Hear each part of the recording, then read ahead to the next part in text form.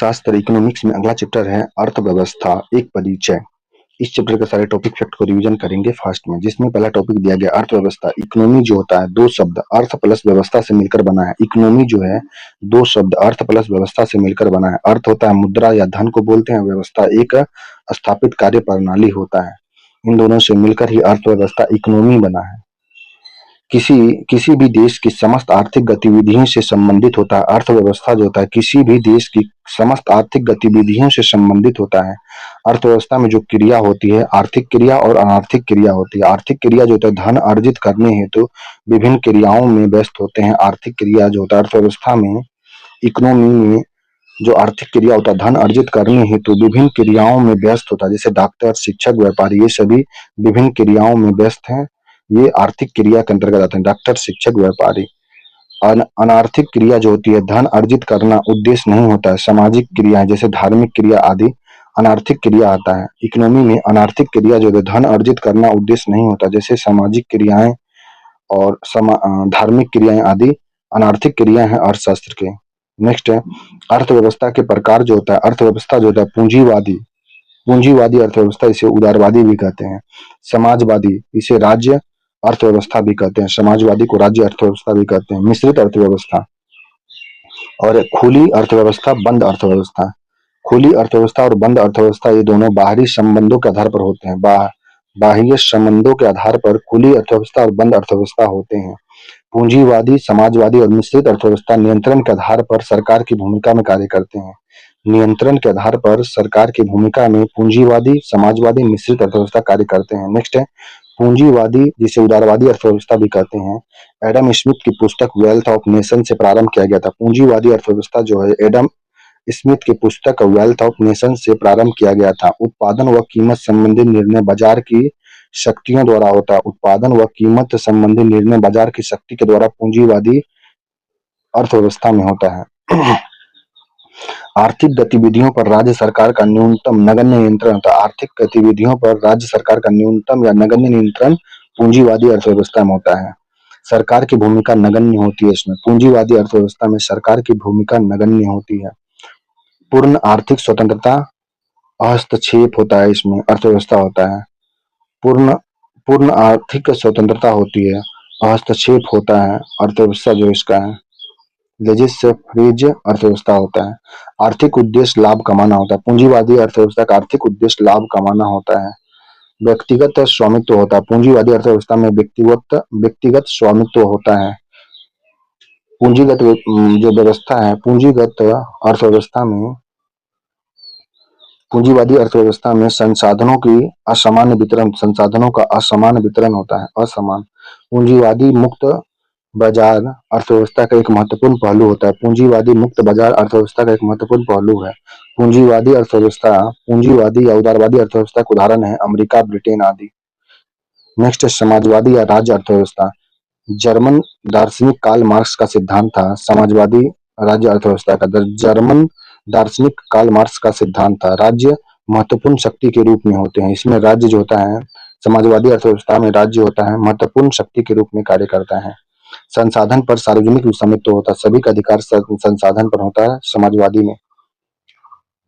समाजवादी अर्थव्यवस्था में जो सभी संसाधन पर सार्वजनिक स्वामित्व होता है। आर्थिक उद्देश्य समाज कल्याण होता है। आर्थिक उद्देश्य समाज का कल्याण करना होता है सामाजिक अर्थव्यवस्था में। और आर्थिक स्वतंत्रता का अभाव, इसमें आर्थिक स्वतंत्रता का अभाव होता है सामाजिक अर्थव्यवस्था में। उदाहरण के लिए पूर्व सोवियत संघ रूस जो है इसका उदाहरण है समाजवादी अर्थव्यवस्था का। नेक्स्ट है मिश्रित अर्थव्यवस्था। मिश्रित अर्थव्यवस्था जो है निजी और सार्वजनिक दोनों का सह अस्तित्व होता है। राज्य सरकार की सीमित भूमिका इसमें होती है। आर्थिक उद्देश्य समाज कल्याण प्लस लाभ दोनों करना होता है। आय का कम असमान वितरण इसमें होता है। आय का कम और सामान्य वितरण होता है। गांधीवादी अर्थव्यवस्था न्याय संहिता ट्रस्टीशिप के सिद्धांत पर आधारित होता है। गांधीवादी अर्थव्यवस्था जो होता है न्याय संहिता ट्रस्टीशिप के सिद्धांत पर आधारित होता है। उदाहरण के लिए भारतीय अर्थव्यवस्था जो है मिश्रित अर्थव्यवस्था है। भारत की अर्थव्यवस्था मिश्रित अर्थव्यवस्था है। नेक्स्ट है खुली अर्थव्यवस्था जो होता है उदारवादी व निजी आर्थिक तत्वों का वर्चस्व। खुली अर्थव्यवस्था के अंतर्गत जो है उदारवादी व निजी आर्थिक तत्वों का वर्चस्व होता है। आयात निर्यात पर न्यूनतम प्रतिबंध होता है खुली अर्थव्यवस्था में। उदाहरण के लिए हांगकांग, सिंगापुर में खुली अर्थव्यवस्था है। हांगकांग और सिंगापुर में। भारत जो है भारत से आयात शेष विश्व में होता है, यह खुली अर्थव्यवस्था का कारण है। और शेष विश्व से निर्यात भारत में होता है, यह खुली अर्थव्यवस्था का उदाहरण है। नेक्स्ट, बंद अर्थव्यवस्था, बाह्य अर्थव्यवस्था में से कोई संबंध नहीं, आयात निर्यात शून्य होता है। उदाहरण के लिए उत्तर कोरिया, बंद अर्थव्यवस्था का उदाहरण उत्तर कोरिया, आयात निर्यात शून्य होता है। नेक्स्ट है भारतीय अर्थव्यवस्था का विशेषता। भारतीय अर्थव्यवस्था जो है कृषि प्रधान है, तकनीकी पिछड़ापन है, पूंजी निर्माण की निम्न दर है, बेरोजगारी है, निम्न राष्ट्रीय व प्रति व्यक्ति आय है, औद्योगिक पिछड़ेपन है। भारतीय अर्थव्यवस्था की विशेषता कृषि प्रधान, तकनीकी पिछड़ापन, पूंजी निर्माण की निम्न दर, बेरोजगारी, निम्न राष्ट्रीय व प्रति व्यक्ति आय है, औद्योगिक पिछड़ापन है। अर्थव्यवस्था के क्षेत्र, अर्थव्यवस्था के जो क्षेत्रक होते हैं प्राथमिक, द्वितीय, तृतीय, चतुर्थ और पंचम संख्यक होते हैं। अर्थव्यवस्था के क्षेत्र हैं प्राथमिक क्षेत्र, द्वितीय क्षेत्र, तृतीय क्षेत्र, चतुर्थक क्षेत्र और पंच संख्यक क्षेत्र भी होते हैं। प्रथम क्षेत्र जो होता है इसमें प्रथम प्राथमिक क्षेत्र जो होता है प्रत्यक्ष रूप से पर्यावरण पर निर्भर करता है। प्राथमिक क्षेत्र जो होता है प्रत्यक्ष रूप से पर्यावरण पर निर्भर करता है। अर्थव्यवस्था का प्राथमिक क्षेत्र प्रत्यक्ष रूप से पर्यावरण पर निर्भर होता है। कृषि, पशुपालन, वानिकी, मत्स्य पालन, खनन, ये सभी प्राथमिक अर्थशास्त्र के अंतर्गत आते हैं। प्राथमिक अर्थव्यवस्था के अंतर्गत जो है कृषि, पशुपालन, वानिकी, मत्स्य पालन, खनन आते हैं। संलग्न लोग इसमें होते हैं, रेड कॉलर वर्कर्स होते हैं। प्राथमिक क्षेत्र के संलग्न लोग जो होते हैं इसका रेड रेड लाल रंग का कॉलर वाले वर्कर्स होते हैं प्राथमिक क्षेत्र के। देश के सकल घरेलू उत्पाद जीडीपी में योगदान 16% होता है। प्राथमिक क्षेत्र का भारत के सकल घरेलू उत्पाद जीडीपी में योगदान 16% है। सकल घरेलू उत्पाद प्राथमिक क्षेत्र का, प्राथमिक क्षेत्र में दिखाया गया कृषि, पशुपालन, मछली पालन, वानिकी, ये सभी प्राथमिक क्षेत्र के उदाहरण हैं। दूसरा द्वितीयक क्षेत्र है। अर्थव्यवस्था का द्वितीयक क्षेत्र जो है प्राथमिक क्षेत्र के उत्पाद पर कच्चे माल के रूप में उपयोग होता है। द्वितीयक क्षेत्र में, द्वितीयक क्षेत्र में प्राथमिक क्षेत्र के उत्पाद का कच्चे माल के रूप में उपयोग होता है। सम्मिलित गतिविधि होता है, अस्थायी संपत्ति, भवन आदि का निर्माण होता है द्वितीयक क्षेत्र में। वानिकी, विनिर्माण, कपड़ा, ब्रेड का उत्पादन किया जाता है। विद्युत, गैस आदि जल आपूर्ति, औद्योगिक क्षेत्र, ये सभी द्वितीयक क्षेत्र के अंतर्गत आते हैं। संलग्न व्यक्ति को ब्लू कॉलर वर्कर कहते हैं। रेड वर्कर जो थे, रेड कलर वाले वर्कर थे प्राथमिक क्षेत्र के। अब की ब्लू कलर वाले वर्कर्स जो होंगे या द्वितीयक क्षेत्र के वर्कर, जो संलग्न व्यक्ति होते हैं ब्लू कॉलर वाले होते हैं द्वितीयक क्षेत्र के। देश के सकल मूल्यवर्धन जीबीए में योगदान इसका 27.6% है। भारत के सकल मूल्यवर्धन जीबीए में योगदान 27.6% द्वितीयक क्षेत्र का है। द्वितीयक क्षेत्र में शामिल जो होते हैं यह अस्थायी संपत्ति, भवन आदि निर्माण, विनिर्माण, कपड़ा, ब्रेड उत्पादन, विद्युत, गैस जलापूर्ति। द्वितीयक क्षेत्र, औद्योगिक क्षेत्र जो होता है द्वितीयक क्षेत्र होता है। नेक्स्ट है तृतीयक क्षेत्र, जिसे सेवा क्षेत्र भी कहते हैं। अर्थव्यवस्था का तृतीयक क्षेत्र या सेवा क्षेत्र जो है प्राथमिक प्लस द्वितीयक क्षेत्र की को सेवा प्रदान करना। प्राथमिक प्लस द्वितीय क्षेत्रों को सेवा प्रदान करना, यह सम्मिलित गतिविधि इसमें होता है। जो तृतीयक क्षेत्र में या सेवा क्षेत्र में जो सम्मिलित गतिविधि होता है, बैंकिंग, व्यापार, बीमा, परिवहन, भंडारण, शिक्षा, स्वास्थ्य, पर्यटन, लोक प्रशासन आदि तृतीयक क्षेत्र में शामिल है। सेवा क्षेत्र में संलग्न व्यक्ति जो होते हैं व्हाइट कॉलर वर्कर्स होते हैं। व्हाइट कॉलर वर्कर्स होते हैं तृतीय क्षेत्र में। ब्लू कलर वर्कर्स जो होते हैं, ब्लू कॉलर वर्कर्स होते हैं द्वितीय क्षेत्र में। रेड कॉलर वर्कर्स होते हैं प्राथमिक क्षेत्र में, प्राथमिक क्षेत्र में। तृतीय क्षेत्र में सम्मिलित जो व्यक्ति होते हैं इनका जो व्हाइट कॉलर वर्कर्स होते हैं इसमें। नेक्स्ट सम्मिलित गतिविधि जो तृतीय क्षेत्र में सम्मिलित गतिविधि बैंकिंग, व्यापार, बीमा, परिवहन, भंडार, शिक्षा, स्वास्थ्य, पर्यटन, लोक प्रशासन, ये सभी भी तृतीय क्षेत्र सेवा में आता है। नेक्स्ट देश के जीबीए में योगदान 55% सर्वाधिक है। भारत के जीबीए में सर्वाधिक योगदान 55% किसका है? तृतीय क्षेत्र का है और 27.6% द्वितीय क्षेत्र का है। और प्राथमिक क्षेत्र का योगदान भारत का जीडीपी में 16% है। 16% प्राथमिक क्षेत्र का योगदान है और 27.6% द्वितीय क्षेत्र का योगदान है। तीसरा क्षेत्र जो है तृतीय क्षेत्र का योगदान 55% सर्वाधिक है। भारत का जीबीए में योगदान है। नेक्स्ट है चतुर्थ चतुर्धान चतुर्धांतुक क्षेत्र, जो सांस्कृतिक, पुस्तकालय, अनुसंधान, शिक्षा, सूचना प्रौद्योगिकी आदि गतिविधि शामिल ज्ञान क्षेत्र को चतुर्थक क्षेत्र कहते हैं। चतुर्थ क्षेत्र में सांस्कृतिक, पुस्तकालय, अनुसंधान, शिक्षा, सूचना प्रौद्योगिकी आदि गतिविधि शामिल किए जाते हैं ज्ञान क्षेत्र को। नेक्स्ट है पंच संख्यक क्षेत्र, जो होते हैं उच्च स्तर के निर्माण से संबंधित नए विचार का निर्माण, पुराने की पूर्ण व्यवस्था, विश्वविद्यालय, मीडिया, विज्ञान, राजनीति, ये सभी पंच संख्यक क्षेत्र में आते हैं।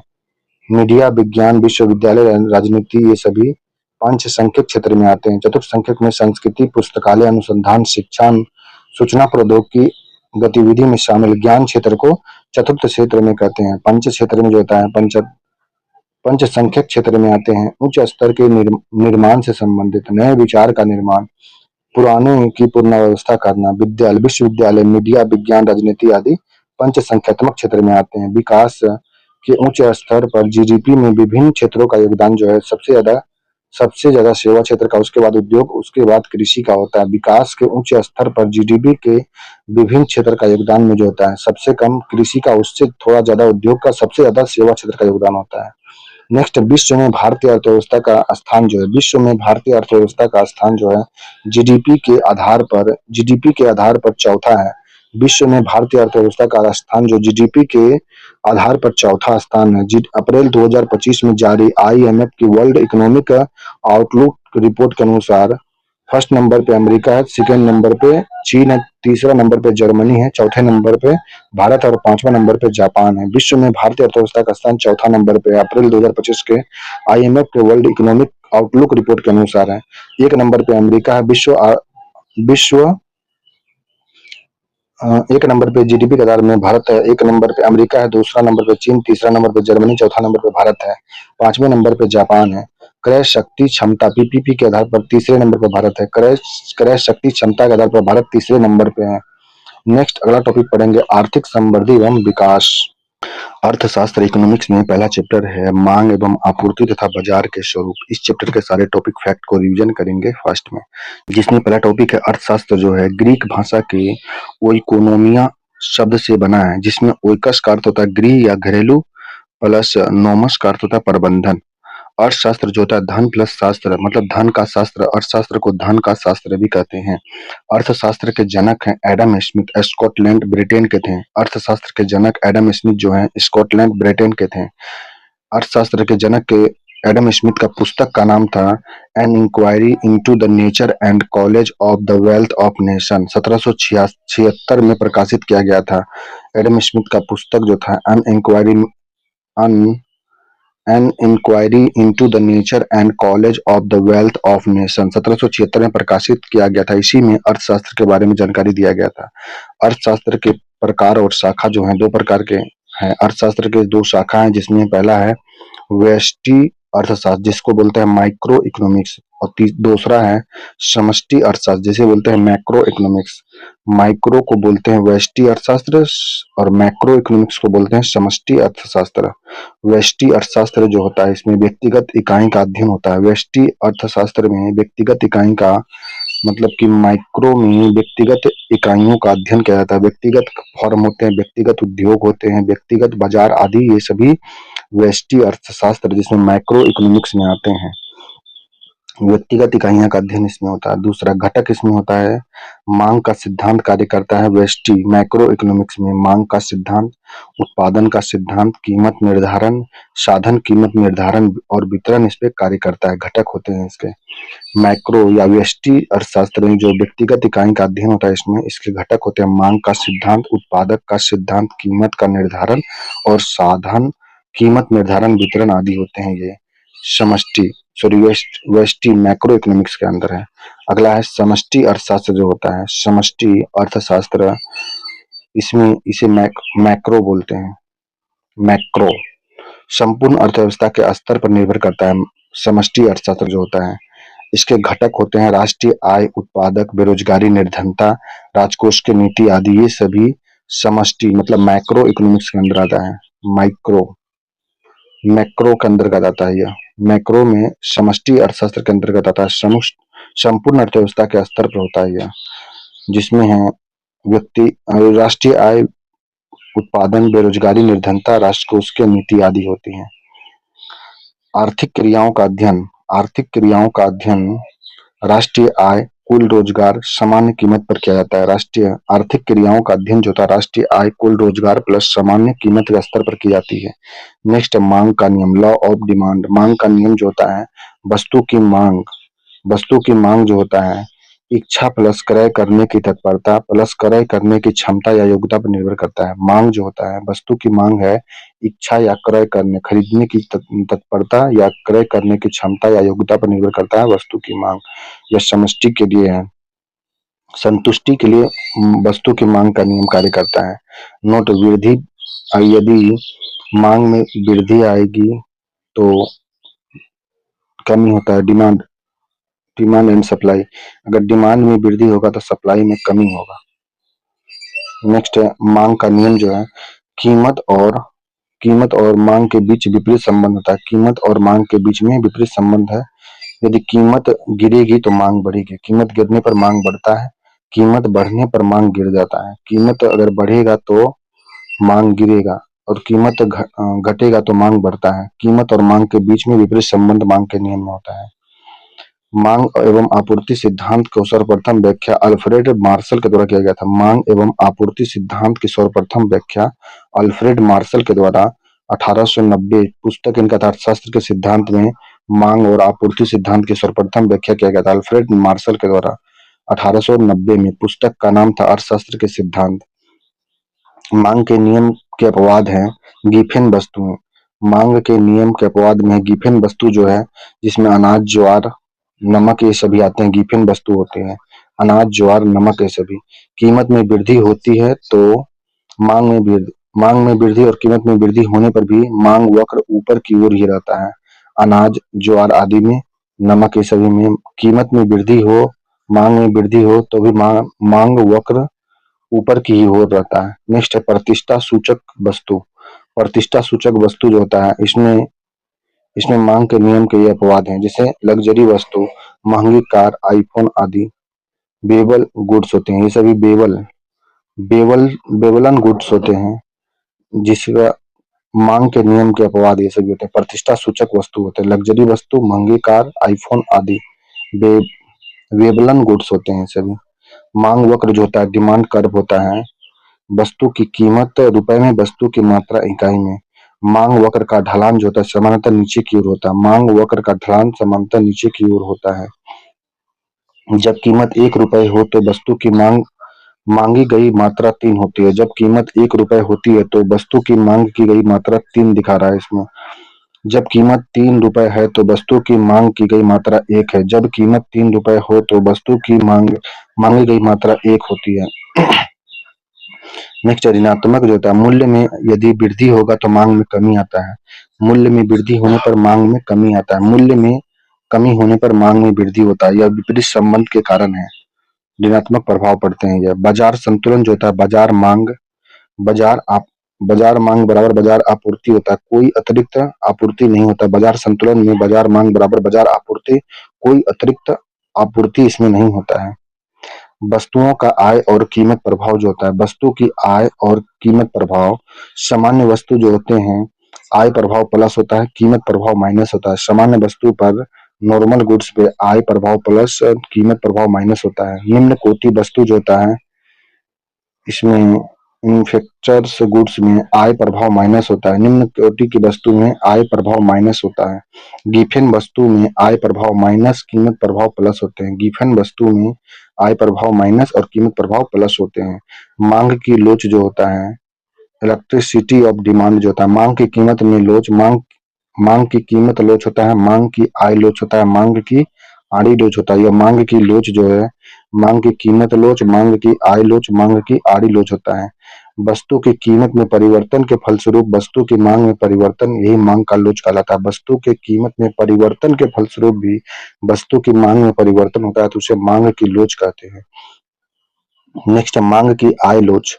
डिमांड की आय लोच जो होता है, इनकम लोच, जब वस्तु की मांगी गई मात्रा में के परिवर्तन को क्रेता की आय में हुए परिवर्तन के संदर्भ में मापा जाए, उसे मांग की आय लोच कहते हैं। जब वस्तु की मांगी गई मात्रा के परिवर्तन की क्रेता की आय में हुए परिवर्तन के संदर्भ में मापा जाए। मांग की आय लोच जो होता है, मांग में प्रतिशत परिवर्तन बटा आय में प्रतिशत परिवर्तन। मांग की आय लोच निकालने का फॉर्मूला होता है मांग में प्रतिशत परिवर्तन बटा आय में प्रतिशत परिवर्तन। नेक्स्ट मांग की आड़ी लोच, जब वस्तु की मांगी गई मात्रा के परिवर्तनों को दूसरे संबंधित स्थापन या पूरक वस्तु की कीमत में हुए परिवर्तन के संदर्भ में मापा जाए। जब वस्तु की मांगी गई मात्रा के परिवर्तनों को दूसरी संबंधित स्थापन या पूरक वस्तु की कीमत में हुए परिवर्तन के संदर्भ में मापा जाए तो उसे मांग की आड़ी लोच कहते हैं। मांग की आड़ी लोच निकालने का सूत्र है मांग की मात्रा में परिवर्तन प्रतिशत परिवर्तन, मांग की मात्रा में प्रतिशत परिवर्तन बटा संबंधित वस्तु की कीमत में प्रतिशत परिवर्तन। मांग की आड़ी लोच निकालने का फॉर्मूला है मांग की कीमत में प्रतिशत परिवर्तन बटा संबंधित वस्तु की कीमत में प्रतिशत परिवर्तन। नेक्स्ट है मांग की कीमत लोच। मांग की कीमत लोच जो होता है जब वस्तु की मांगी गई मात्रा में परिवर्तनों को उसकी कीमत में हुए परिवर्तन के संदर्भ में मापा जाए। मांग की कीमत लोच जो होता है जब वस्तु की मांगी गई मात्रा के परिवर्तनों को उनकी कीमत में हुए परिवर्तन के संदर्भ में मापा जाए तो उसे मांग की कीमत लोच कहते हैं। इसके मांग की कीमत लोच निकालने का फॉर्मूला होता है मांग में प्रतिशत परिवर्तन बटा कीमत में प्रतिशत परिवर्तन। मांग की कीमत लोच का फॉर्मूला होता है मांग में प्रतिशत परिवर्तन बटा कीमत में प्रतिशत परिवर्तन। नेक्स्ट है मांग की कीमत डिमांड की राइट लोच के प्रकार जो है मांग डिमांड की कीमत लोच प्रकार जो है यह होता है पूर्णता लोचदार मांग जो होता है पूर्णता लोचदार डिमांड जो होता है पूर्णता परफेक्टली इलेक्ट्रिसिटी डिमांड जो होता है पूर्णता लोचदार मांग में कीमत में बिना अथवा थोड़े में परिवर्तन कीमत में बिना अथवा थोड़े से परिवर्तन पर पूर्णता लोचदार मांग होता है। मांग में किसी भी सीमा तक विस्तार या संकुचन हो सकता है। पूर्णता लोचदार मांग में कीमत में बिना अथवा थोड़े में परिवर्तन होता है और मांग में किसी भी सीमा तक विस्तार या संकुचन होता है पूर्णता लोचदार मांग में। अगला है पूर्णता बेलोचदार मांग जो होता है इसमें कीमत में परिवर्तन होने पर मांग में कोई परिवर्तन नहीं आता है। पूर्णता बेलोचदार मांग में कीमत में परिवर्तन होने पर मांग में कोई परिवर्तन नहीं होता है। इकाई के बराबर मांग की लोच जो होती है इसमें कीमत में प्रतिशत परिवर्तन के बराबर होता है। इकाई के बराबर मांग की जो लोच होती है इसमें कीमत में प्रतिशत परिवर्तन के बराबर होता है। मांग में प्रतिशत परिवर्तन आता है। इकाई के बराबर मांग की लोच जो होता है इसमें कीमत में प्रतिशत परिवर्तन के बराबर होता है या मांग में प्रतिशत परिवर्तन होता है। मांग की कीमत लोच के प्रकार में जो है इकाई से अधिक मांग की लोच जो होता है इसमें जब मांग की मात्रा में प्रतिशत परिवर्तन कीमत में होने वाले प्रतिशत परिवर्तन से अधिक हो तो उसे इकाई से अधिक मांग लोच कहते हैं। जब मांग की मात्रा में प्रतिशत परिवर्तन कीमत में होने वाले प्रतिशत परिवर्तन से अधिक हो तो उसे इकाई से अधिक मांग की लोच कहते हैं। इकाई से कम लोचदार मांग जो होता है इकाई से कम लोचदार मांग में प्रतिशत परिवर्तन कीमत में प्रतिशत परिवर्तन से कम होता है। इकाई से कम लोचदार मांग में प्रतिशत परिवर्तन कीमत में प्रतिशत परिवर्तन से कम होता है। नेक्स्ट है आपूर्ति का नियम लॉ ऑफ सप्लाई। आपूर्ति का जो नियम है आपूर्ति जो होता है वस्तु की वह मात्रा आपूर्ति जो होता है आपूर्ति का नियम में जो लॉ ऑफ सप्लाई सप्लाई में जो पूर्ति वस्तु की वह विभिन्न मात्रा जिसे उत्पादक वस्तु की विभिन्न संभव कीमतों पर एक निश्चित समय पर बेचने हेतु तैयार हो उसे पूर्ति कहते हैं। वस्तु की वह विभिन्न मात्रा जिसे उत्पादक वस्तु की विभिन्न संभव कीमतों पर एक निश्चित समय पर बेचने हेतु तैयार हो उसे पूर्ति कहते हैं। पूर्ति का नियम जो होता है वस्तु की कीमत और उसकी उसकी पूर्ति में धनात्मक संबंध होता है। पूर्ति का नियम में वस्तु की कीमत और उसकी पूर्ति में धनात्मक संबंध होता है। उच्च कीमत पर पूर्ति बढ़ती है उच्च कीमत पर पूर्ति बढ़ेगा और कम कीमत पर पूर्ति घट जाता है। कम कीमत पर पूर्ति घटता है मतलब कि सप्लाई जो होता है कम कीमत पर सप्लाई घट जाती है ज्यादा कीमत पर सप्लाई बढ़ता है। नेक्स्ट है आपूर्ति वक्र सप्लाई कर्व जो होता है कीमत बढ़ने से मात्रा भी इसकी बढ़ जाती है। मात्रा बढ़ने से कीमत घटती है क्या पता नहीं इसमें। पूर्ति वक्र का ढलान जो समांतर ऊपर की ओर होता है। वस्तु की कीमत धनात्मक संबंध पूर्ति की मात्रा में होता है। वस्तु की कीमत और धनात्मक संबंध पूर्ति की मात्रा में होता है। नेक्स्ट बाजार के स्वरूप प्रकार जो होता है पूर्ण प्रतियोगिता जो होता है इसमें क्रेता और विक्रेताओं की पूर्ण प्रतियोगिता में क्रेता और विक्रेता की अधिक संख्या होती है। पूर्ण प्रतियोगिता में परफेक्ट कंपटीशन में क्रेता और विक्रेता के बीच अधिक संख्या होती है।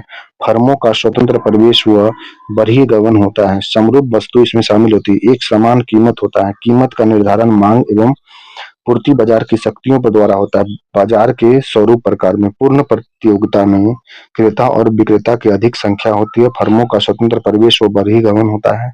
समरूप वस्तुआं वस्तुएं होती है। एक समान कीमत होता है। कीमत का निर्धारण मांग एवं पूर्ति बाजार की शक्ति द्वारा होता है। सकारात्मक अर्थव्यवस्था जो होता है, धन की आपूर्ति में वृद्धि का अर्थव्यवस्था के मूल्य में वृद्धि होता है। सकारात्मक अर्थव्यवस्था में धन की आपूर्ति में वृद्धि होने से अर्थव्यवस्था में मूल्य वृद्धि भी हो जाता है।